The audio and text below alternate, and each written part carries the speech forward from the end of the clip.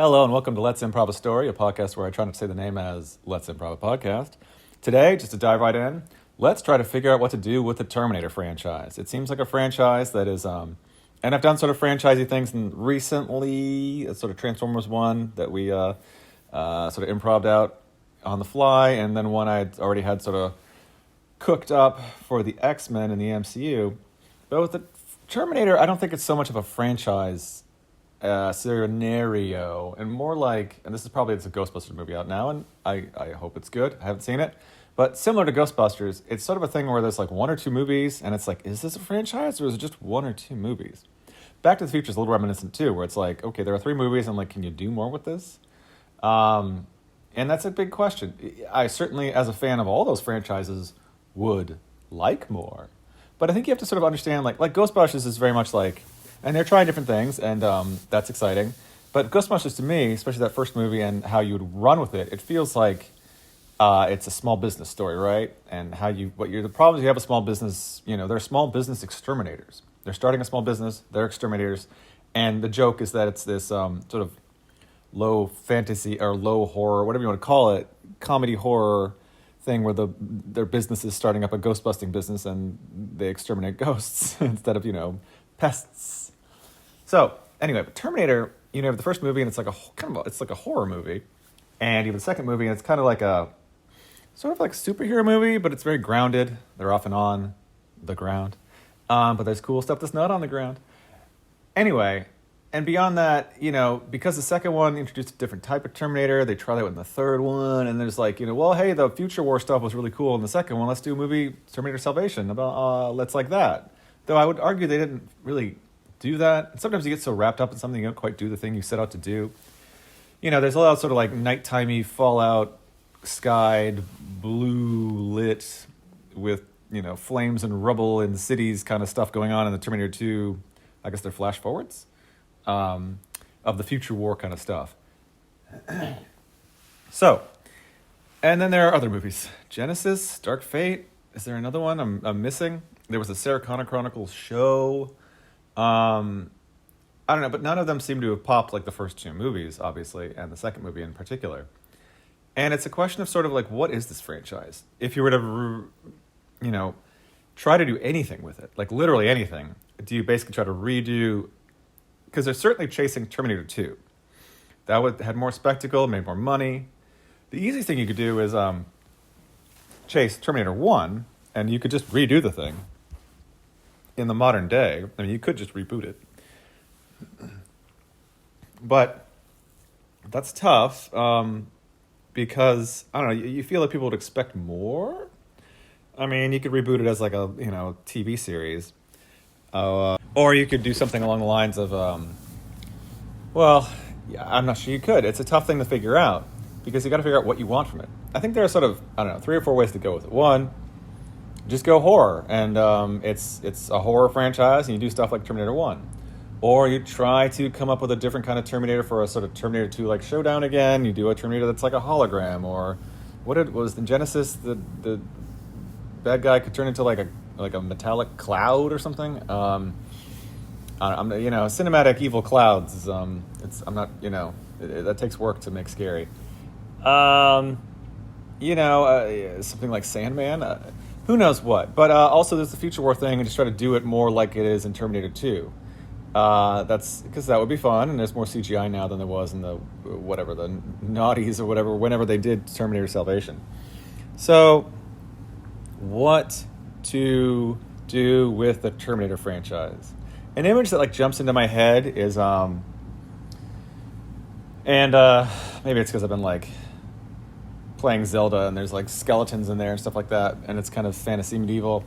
An image pops in my head as a sort of Terminator chrome metal skeleton, but like in medieval armor, as if there's like, 5 Terminators in the year 1100 or something, or 1200 or 1000, and they somehow got sent there by accident and have to be stopped by the locals of that time period. That sounds fun. I mean, I do think the sort of Future War Terminator thing would be fun because, all that design work, I think Jim Cameron's design work for the future stuff in the Terminator 1 and 2, I find more compelling than the Avatar design work, which seems serviceable. So it seems either serviceable to good, but there seems like there's kind of iconic stuff in the Terminator franchise. I like the Avatar movies a lot. I think they actually get a little too much criticism, which is funny because they made $1 gazillion, so, the criticism bounces off all the giant piles of money. But either way, and I look forward to the next ones. But either way, the designs in the Terminator franchise seem pretty compelling, and the future ones are there, but not seen very often. And I do think if you just lean into like doing, as I've said recently, if you have the toys, play with the toys. So take those designs and keep building off of them. Do a future war movie. But the thing is, that hasn't been done successfully, and the first two movies are successful. One's a horror movie, one is a, sort of a superhero fight movie, action movie. And you'd be taking a risk on essentially a sci-fi war epic.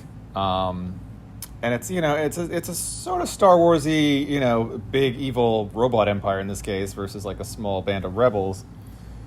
So, you can try to keep it, small bands of rebels are outmatched, outgunned, so they got to sort of sneak and hide and all that stuff. So potentially keep the cost down that way. And if you hear any kind of like clips or whatever in this episode, I'm literally just taking 3 seconds to clear my throat.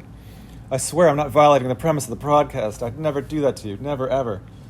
But anyway, moving forward, I do think, what else? The other aspect of Terminator is time travel, which isn't really, I would say it's not integral to it, and also how does time travel work in the Terminator? I just want to say the words time war quickly as an idea before I forget. Just to bookmark that. Let's put a pin in that. But think of there's a Back to the Future episode of this podcast, and that had a similar kind of like, hey, what's time travel here? What's happening? Why do Marty's family fade away? Why do they fade away slowly in a picture? Because the stakes are obvious and simple, and that's all that matters, and it's a simple rule to follow. But for Terminator, you think about it, it's the future, some year in the future, I don't know, 2050 or whatever, I forget what year it is. And is it the 2030s? I don't know. It's in the future, and let's see, what happens first? Skynet sends the Arnold Schwarzenegger, I think T-800 back in time. So, in theory, the instant that happens, the Terminator is in the 80s, does what it does, and if you're in the future, the 20 whatevers, that should instantly change, right? And yet there's time to send Michael Biehn back, John Connor's father, back to protect Sarah Connor. So clearly the future doesn't change instantly. So that's interesting. And they do that again in Terminator 2, same situation where, the good guys and the bad guys both send someone back, presumably not at the same exact instant in time. So, if you're trying to figure this out, in the real world, or beyond the real world, there are gravity waves, and it takes a while for gravity to go from one spot to the other. So if you, put a massive object somewhere, it will not affect the other objects around it until its gravity waves reach those objects, and then start to exert whatever changes it would.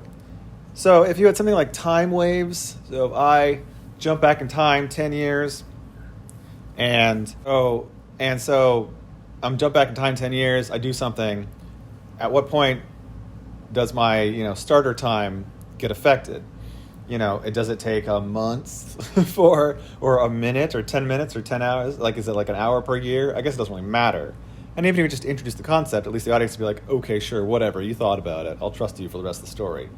People are okay if you set up basically rules of a game that the plot will play around in, or the characters will play around in as they go through the plot. They're fine if it's, people have fantasies and magical, other magical things, and they're okay if they have to believe in something that's not perfectly real, but they do want rules. Because, so much of what a story is in a genre or fantastical setting, or it's just putting interesting characters in an unfamiliar situation and seeing what happens. So, there just have to be rules. Star Wars is so famous, it's easy to go back to that. But, Han Solo's a little bit of exposition about, hey, we can't just jump to light speed. We have to do calculations. You got to wait a second. and otherwise you'll, I guess crash into a planet or a black hole, and that'll be bad for you. That'll ruin your little trip real quick, whatever he says. So hey, rules.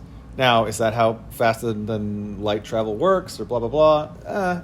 But it seems relatable and understandable, and there's simple rules, and the audience can go along with it, and it provides constraints on the characters, so they have to think and overcome, and there are obstacles and blah blah blah. So I mean, you can kind of like say time travel does not have an immediate effect in the Terminator franchise. And that's fine. And I guess also in the Back to the Future franchise. Whatever. Problem solved. And that's pretty easy to, Ripples, they just did Ripples for a sort of a subatomic quantum-like state or whatever being relayed on film in Oppenheimer recently. So that's clearly it's a very common way of trying to like translate science into a visual metaphor or just to communicate it visually. But then what do you do with the Terminator franchise? Would it be exciting to see a sort of future war? Yeah, but is that even what the Terminator franchise is? It kind of feels like it isn't. Terminator 2 is still pretty scary. So like it's not like fully away from its horror roots. And that's, I think something to sort of think about. Like the scares are like a big part of the franchise. And I think it's harder to be scared in like a sci-fi environment. It's much harder, so many horror movies, et cetera, are generally like, like around the home. It's all very simple. Like it's, you're a kid and it's dark at night, or you're afraid of a home invasion. There's a weird shadow on your lawn, or you hear something banging against a window, and maybe it's just a broken branch. But all that stuff. It's all a very core nighttime, sleeping, vulnerable. Is there someone in the house? It's sort of where it all starts, I think, fundamentally. And so the further you get away from that very relatable environment, I think it's harder just to be scared. So, which brings you back to the Terminator franchise of being like, a Terminator comes back and like tries to scare someone. But there's an element where it feels like it's kind of like been done. So you could just do a full-on reboot. I said like, let's put a pin in Time War. And that may be an area where you could maybe have your cake and eat it too. The future war thing and the sort of like classic, a robot from the future is here in the present and it's scary and it's, going after us, and it's sort of scary horror situation. If you had a sort of evolution of the sort of Skynet human war of the future, where you have people jumping through time periods, because back to that idea of like a medieval Terminator. If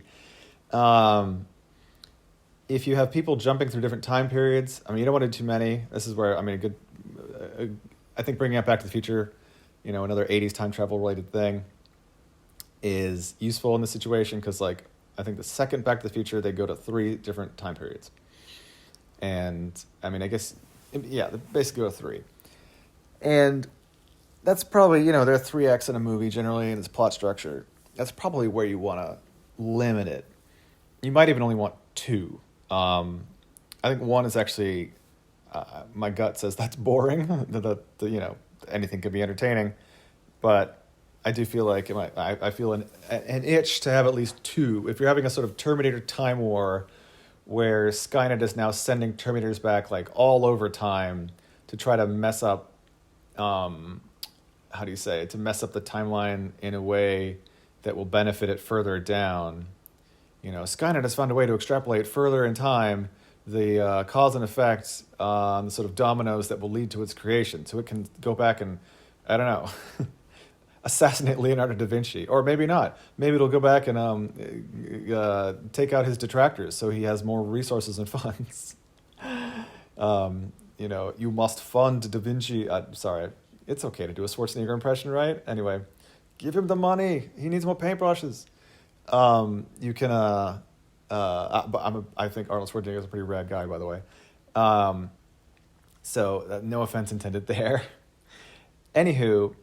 If you have, and then you have the good guys send people back to deal with them in that time period. So yeah, sure, Terminators in the Viking times, Terminators in the Renaissance, Terminators in the War of 1812 or something. Who knows? Wherever, and Terminators on in pirates and ships at sea in the Caribbean. You can now, but you do need to keep it pretty grounded, and you will probably want to pick like two locations. So you could have like a medieval Terminator and like a Renaissance Terminator, and see, then you're trying to deal with like what the plot of this thing is and how you interrelate them. Do they just chase them from one spot to the other? Do the Terminators have like a backup plan if you stop them in Viking time or Renaissance times? They go to Viking times, whatever. Or they're sending out forces. Is Skynet sending Terminators to multiple timelines or multiple times at once? But then, that is it a complicated plan where it's like, okay, we need to send. Is Skynet like, all right, this is stressful. Skynet's getting stressed.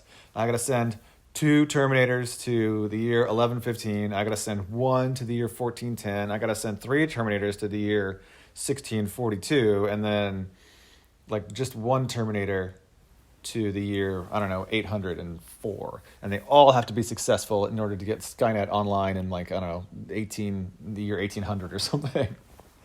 That almost makes Skynet the protagonist. And it's, wow, can Skynet pull this off? This is pretty high-flying stuff.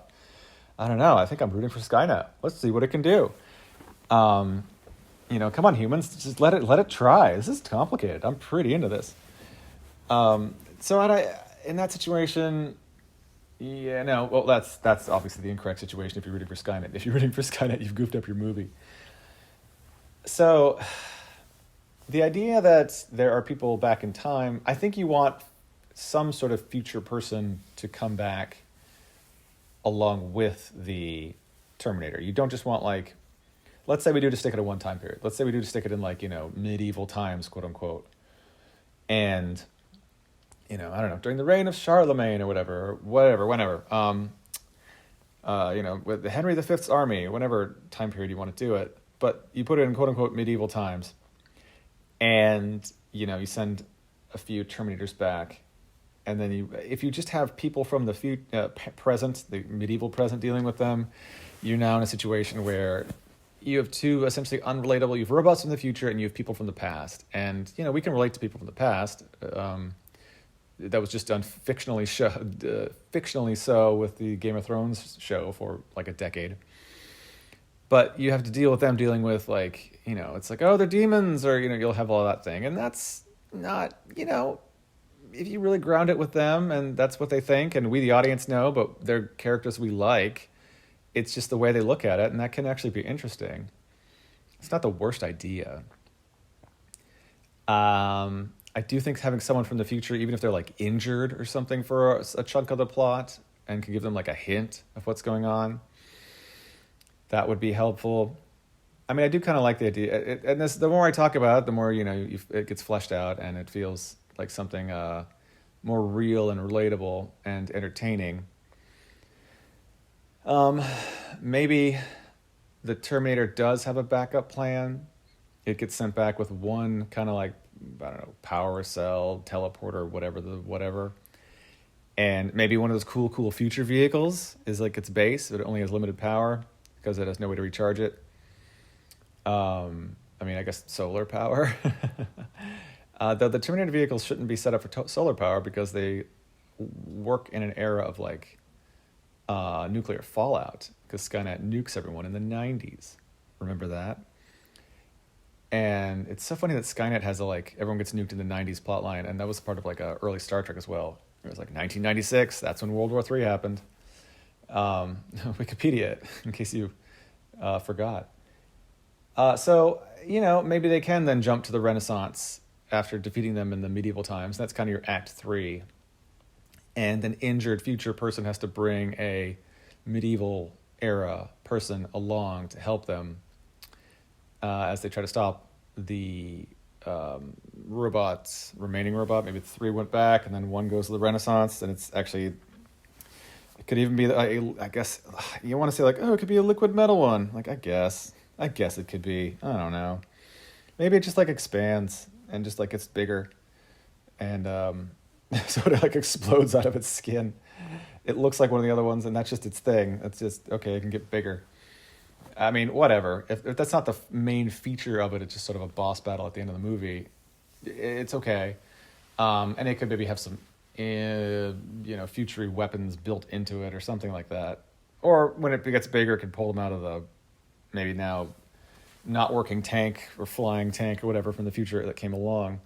And maybe the good guys can be and fix the flying tank. Maybe the good future person brought a power cell of some kind that can get the cool camera designed flying tank-like thing working, and that fights the sort of expanded, bigger T-800 Terminator. It's a T-8000, whatever. It's the 800.1 version. I guess, hey, look, that's something. That's a plot. It feels like the kind of plot that would be like, people like the script, but they felt it wouldn't be relatable to audiences, and it's too not dissimilar from the franchise's previous entries, so we'll just put it in a drawer. But, it's like, there's always this rumor of this medieval/Renaissance Terminator, and you just know what happens at the end. There's like a flying future tank versus a tall, 15 or 20 foot tall Terminator in Renaissance Italy. You cue like a shot of someone like, and this is the joke, like riding one of Da Vinci's like gliders and dropping a bomb on the Terminator. That would be in the bad version. Either way, it's an idea, and I kind of like the Time War idea as something you could keep doing. You have to actually provide a sort of base. Maybe not in the first one at least.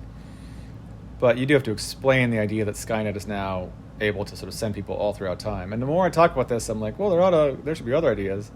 But I mean, I like, to totally diverge, you could do what happened in the second one. The first one, Skynet sends someone back to kill Sarah Connor. And the second one, John Connor's been born, so Skynet's like, whatever, who cares about Sarah Connor? Let's go for John Connor. But they also stop the emergence of Skynet, or at least maybe they just delay it, which I think maybe it might be the plot of Terminator 3. Which the plot of Terminator 3 is just like, try to kill John Connor again. But you could have a situation where John Connor is like in a domestic, environment, in a house with a life, with a spouse and kids, and now Skynet sends someone to get after John Connor's kid. That would make John Connor older, and it makes more sense when you have to recast. And so, I assume you would recast, whatever. Either way, you could do it that way. Now John Connor's in the Sarah Connor role, and he has, let's just keep the sort of gender balance. He has a daughter that Skynet's trying to kill.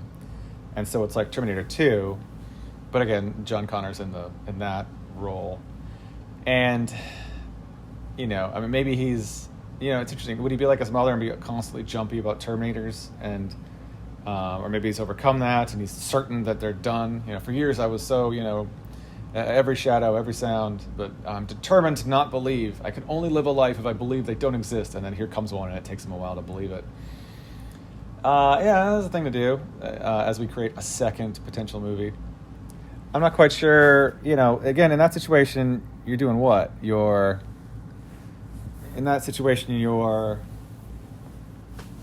Sorry, got a phone call. This is a real choppy episode. Either way, to quickly resume, the idea of a not John Connor focused, but John Connor's family and daughter focused version is, certainly with a different budget. If what you're just doing is a more budget focused thing, you could do that. And is there a way to do? It's really difficult to try to come up with a new kind of Terminator, and I do wonder, because the second one does that so well, it really does it twice. Because one, the bad guy Terminator is now a good guy, and two, the new bad guy is this liquid mercury, kind of metallic-y, chromy, goopy, just shape-shifting, frightening thing. And, to come up with another idea, it is it's a cloud of smoke that comes after you, or it's a hologram that can be material or immaterial. That's, I guess if I were forced to, it'd be it's like a hologram, and they can either be solid or not solid. People can walk right through them, or they can walk phased right through objects like, Kitty Pryde on the X-Men or something. That is, and they can change into anything. Visually, they can look like a lamp. As I say it, I'm kind of selling myself more on it. And how do you stop something that could become immaterial? Can it punch you with a solid arm as you kind of stab it and it turns immaterial in its chest at the same time? I feel like if you have to have good rules in these things, like the way the T-1000 slowly reforms. I think you have to have a situation where if it's turning immaterial, it's completely immaterial. So at least you've got that. And if you've got it under fire or whatever, you at least are able to provide cover fire and keep it from injuring you, which could provide for some pretty interesting things where it's like basically stabbing you, but you are, I don't know, blasting it. And because it is protecting itself, the impact or the stab of it into you, or not you, sorry to say that about you. That's scary. How dare I? This is a scary franchise, though. Anyway, the main character is being stabbed, but the sort of knife hand or whatever of the hologram Terminator turns immaterial at the same time because it's protecting itself from an attack from the protagonist.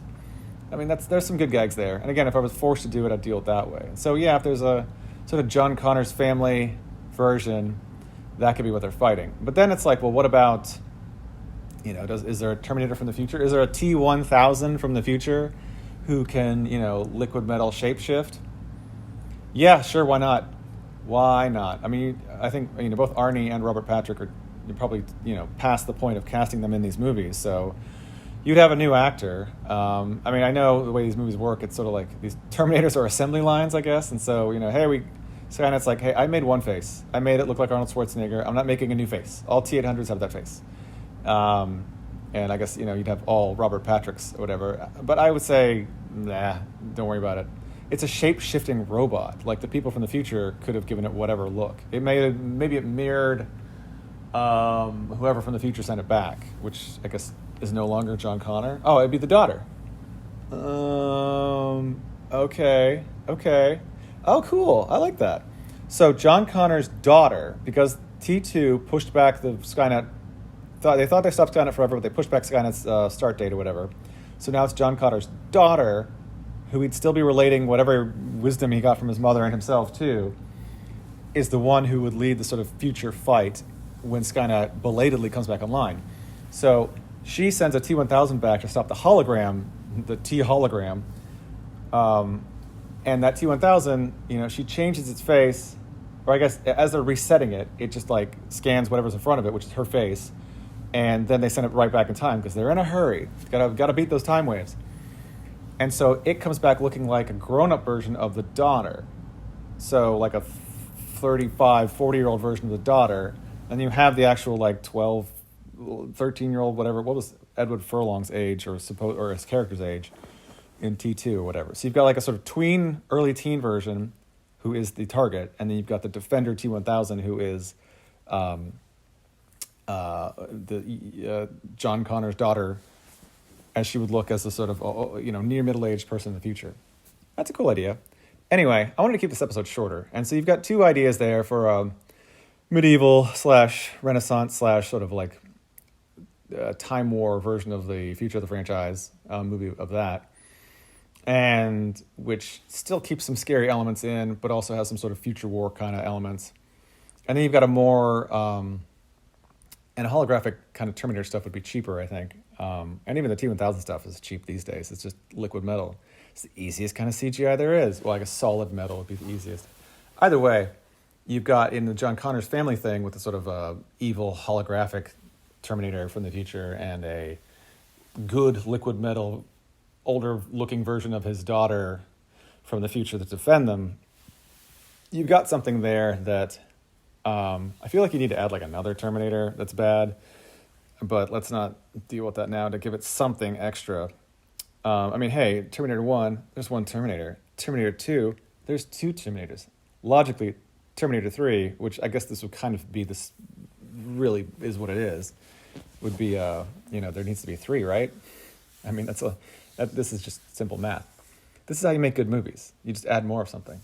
It's like a hamburger. If you want a better hamburger, just keep stacking hamburgers on top of each other. Anyway, so there's an idea for 2 ways to go with the Terminator franchise and 2 loose sort of like bare bonesy elements of a treatment for them. And they sound fun. I think you could, I think there's a lot to work with for both of them. And I've got no more to say, so I'm online as throwaway lines. I hope you all have a great week. And if you see a gigantic muscle-building person coming towards you, just assume they're a Terminator and run the other way. And maybe go to one of those, hide under one of those giant magnets that are always in like cartoon shows in salvage yards, and you'll be fine. That's good advice. I'm sure it's on WikiHow. You'll have a great week. I'm done talking for now.